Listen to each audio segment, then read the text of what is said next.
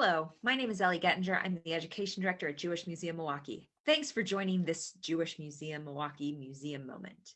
Today, we are exploring an intersection of a bunch of different stories, and it's for Yom HaShoah. Yom HaShoah is the day of remembrance for the Holocaust, and the commemoration starts at sundown on Wednesday night. As we look at Yom HaShoah, we have to think each year, how do we commemorate the Holocaust? How do we remember? How do we recall? How do we make it real for a generation of people who are further and further removed from the Holocaust itself? And one of the things that I appreciate about our current exhibit, To Paint is to Live, is that it brings the artwork of Eric Leslie home, because you get a sense of his experience.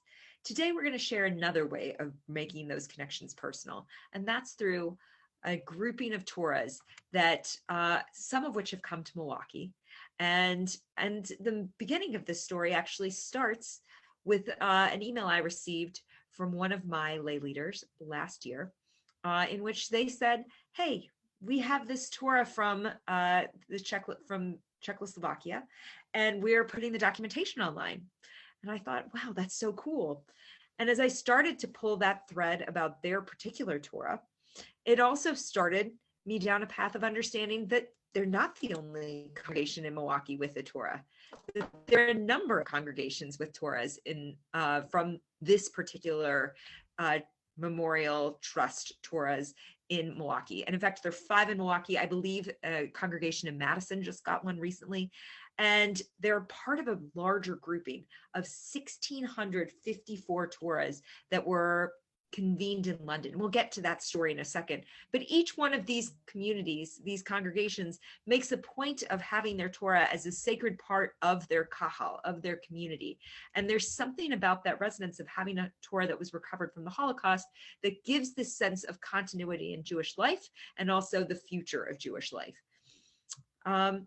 So how do you get a group of 1,654 Torahs?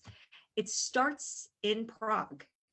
And in 1942, at that point, a huge number of synagogues had already been ransacked. Most of the synagogues in the Sudetenland, the part of Czechoslovakia that was occupied by Germany in 1938, had a Kristallnacht-like experience that had happened where synagogues had been burned down and there wasn't much left. So in 1942, the Nazis did a somewhat strange thing and ordered the Jewish objects be recovered and sent to a central location. And they turned this project over to the gentleman you see before you, Karl Stein. And he starts reaching out to the Jewish communities. And there's this sense that maybe if we can organize, synagogues are already being damaged all throughout Bohemia and Moravia, the area that we would now call the Czech Republic. And he says, let us help you protect your Jewish artifacts and objects. And so he starts this process of getting them. This is where I think of this story as being a tremendous museum story. As a museum professional, I am so intrigued by people like Karl Stein, who actually survives the Holocaust and comes back and ends up moving to Israel after the war. That they had the kind of wherewithal to think it's not just about this moment and people, which was desperately important, but also our cultural history, our religion. All of these things are at stake. And there were a number of people, men and women, and one woman, who made sure that they were documenting where the objects were coming from and what they were getting. It really is an amazing museum story. And they pull together all sorts of different objects. But part of this collection is 1,654 Torahs. They come from all over what is known as Bohemia and Moravia. And you can see all of the dots on this map account for those places. This map and many of the images that you're going to see are from the Memorial Scrolls Trust. And it really does give you the sense, you can see that kind of crescent area outside the Sudetenland where none of the Torahs were recovered, but all of these little dots are communities in which there was not just a Torah, but an active Jewish life, that there was a community there, that there were people there. And after the war, much of this was decimated, if not all. After the war, the Torahs, the communist government comes in and they don't have this great sense that they're going to do anything.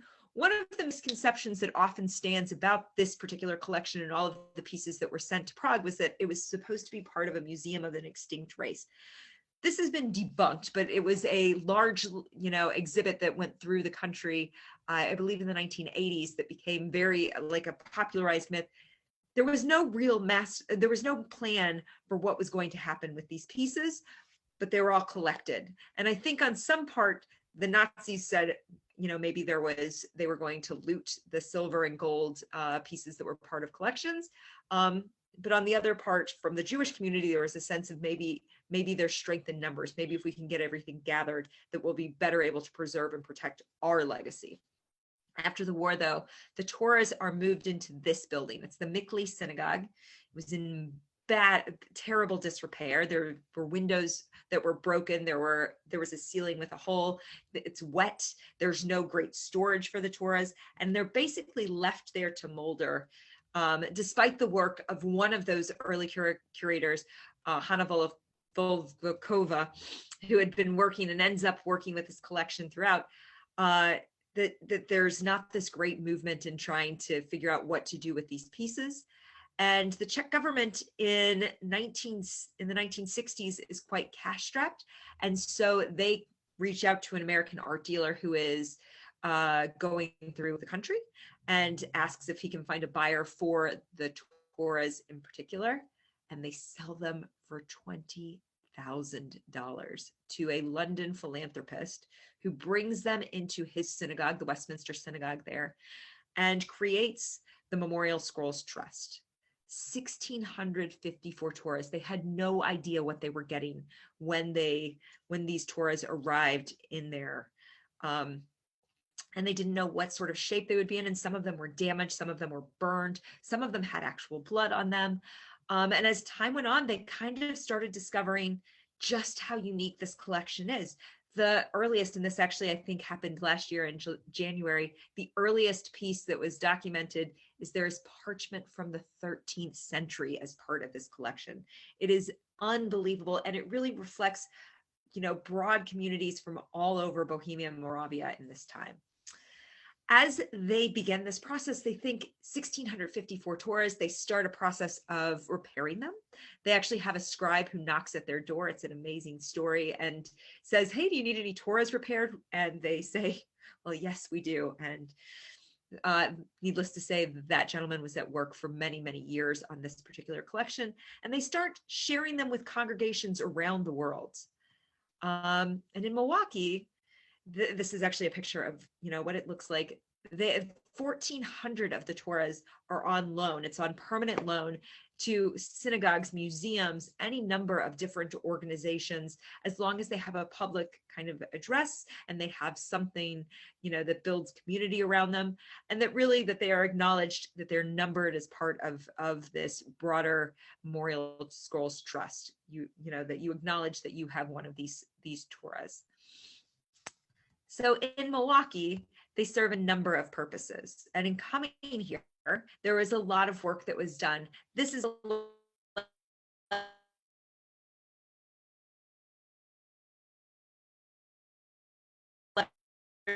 from the longtime minister.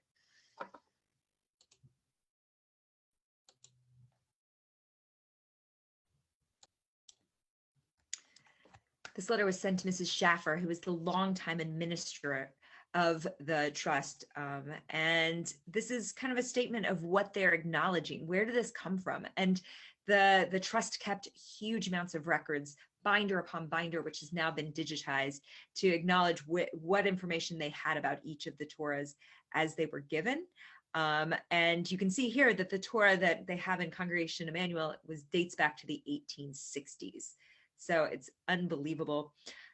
Emanu-El heard about this because there was a magazine article in American Reform Judaism magazine, and that's how they learned about it. And it kind of happens in the 1960s that most of the congregations are getting these pieces, and it really is this sense of they want to cultivate a legacy. They want people to understand what happened, and they want to have this kind of communal connection to what was lost in Europe, and also to all of those communities that were.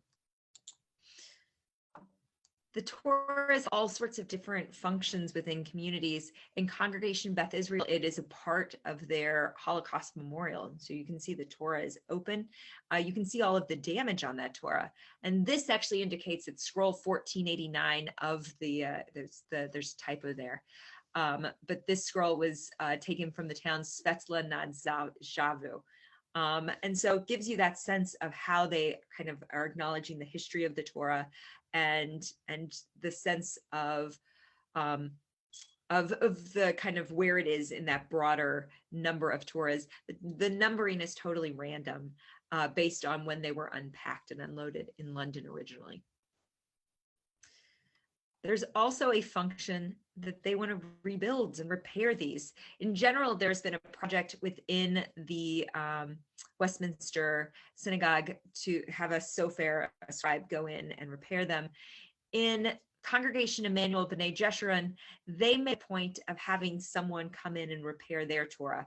And the person you see there is Eve Jones Zucker, and her mother-in-law had been personally the person who was really connected in bringing this Torah to Milwaukee and funding it. She particularly felt connected to this project because she had grown up on the border of Hungary and Czechoslovakia and felt that there was this great kinship in the Austro-Hungarian Empire actually, between these Torahs and the life that she had as a small child.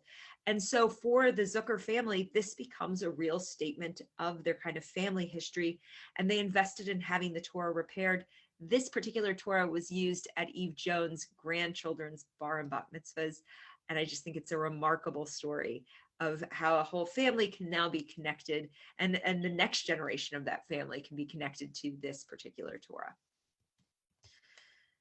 This picture reflects a community coming together and a community's future. And I thank our board members, Annalisa Dickman and Deborah Wilk, who are willing to share their pictures of their special occasions with memorial scrolls, with their children holding memorial scrolls at their bar and bat mitzvah celebrations. This was a work, this particular museum moment took a lot of people to make it happen. So I have to thank both Jeffrey Orenstein and Lois Roman from the Memorial Scrolls Trust for sharing their insight with me, Eve Jones Zucker for taking time to talk about her family's connection to the Torah. And then I also want to thank all of the many congregations that shared with me, and the rabbis and cantors who came out and got information, who took pictures for me. It was really, really, this museum moment required a lot more work from a lot more people. So thank you to Congregation Emanu-El B'nai Jeshurun, Congregation Emanu-El Waukesha, Congregation Beth Israel Ner Tamid, Congregation Shalom, and Congregation Sinai. As always, I appreciate Robin Cohen and her commitment to making these happen. So thanks for your support. And if you would like to make a donation or help out or see what's happening at Jewish Museum Milwaukee, go to jewishmuseummilwaukee.org. Thanks so much for joining us for this moment.